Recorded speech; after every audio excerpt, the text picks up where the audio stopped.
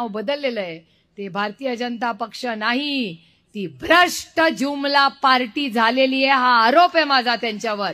ते भ्रष्ट आहेत, ते जुमलेबाज आहेत आणि त्यांचा पक्ष आहे.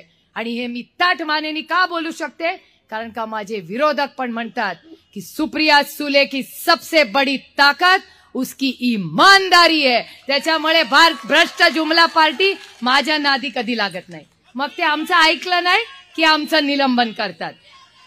अरे निलंबन करून तर बघा, जर शेतकऱ्याला हमी भाव मागणं ही माझी चूक असेल तर 1 नाही 100 वेळा निलंबन झालं तरी चालेल, पण त्या भ्रष्ट जुमला पार्टीच्या दारात मी जाणार नाही. आणि कधी मी एक स्वाभिमानी मराठी मुलगी आहे, काय सत्तेत कोणी जन्माला येत नाही आणि आयुष्यभर सत्तेत राहण्यासाठी आलो नाही.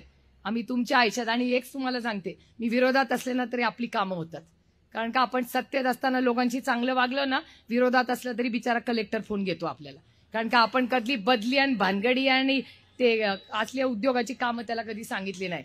आणि त्यालाही माहिती आहे की हिच्या जास्त नादी लागायला नको, कारण का हिनी कधी उलटी सुलटी कामं सांगितली नाही. त्याच्यामुळे प्रशासनाची तुम्ही स्वच्छ राहिला की तेही तुमच्याशी स्वच्छ राहतात.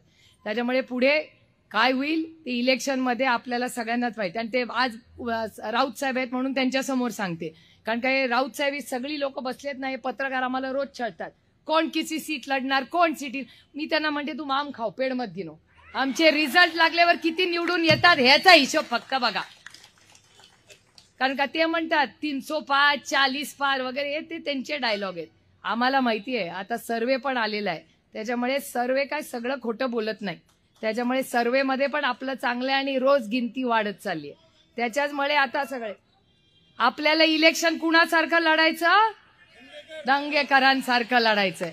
त्याच्यामुळे आपली ही लढाई या ब्रिटिश भ्रष्ट जुमला पार्टी बरोबर आहे. त्यामुळे काय तुम्ही काळजी करू नका, ते येतील, काय सांगतील ऐकायचं, जनाचं करायचं. त्याच्यामुळे माझा विश्वास आहे की आज लोकसभा आहे नंतर, आणि मग नंतर मला आज साहेब पण विचारलं तू काय 10 महिने मुंबईला जाणार नाही असं ऐकलं. म्हटलं 10 महिने मुंबईला जाणार असं नाही, पण माझा नवरा आणि मुलं मुंबईला राहतात. आता मला आपल्या सगळ्यांनाच इलेक्शनची जबाबदारी आहे. त्याच्यामुळे पहिली लोकसभा, त्याच्यानंतर विधानसभा, या दोन्हीचाच गुलाल घेऊनच आपण सगळ्यांनी आपापल्या घरी जायचं.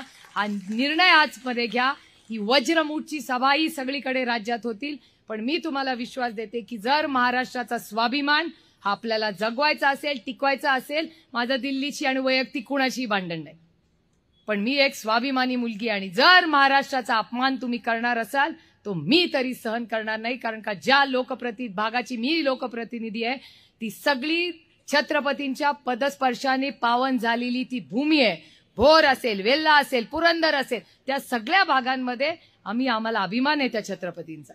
त्याच्यामुळे आम्ही एक स्वाभिमानी पक्ष आहोत, स्वाभिमानी आघाडी आहोत. त्याच्यामुळे पूर्ण ताकदीने आम्ही लढू. आणि हे जे शेतकरी विरोधी जे सरकार आहे, हे भ्रष्ट सरकार आहे, त्यांना त्यांची दाखवायचं काम हा नक्की प्रत्येक मतदार करेल.